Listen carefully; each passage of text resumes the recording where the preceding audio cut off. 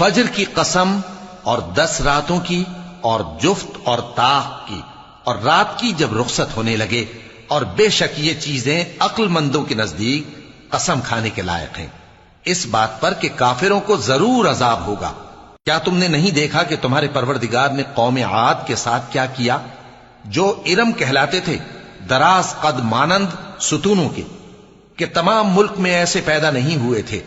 اور سمود کے ساتھ کیا کیا، جو وادی قرا میں چٹانیں تراشتے تھے؟ اور فرعون کے ساتھ کیا کیا، جو خیمے اور میخیں رکھتا تھا؟ یہ لوگ ملکوں میں سرکش ہو رہے تھے، پس ان میں بہت سی خرابیاں کرتے تھے، تو تمہارے پروردگار نے ان پر عذاب کا کوڑا برسا دیا۔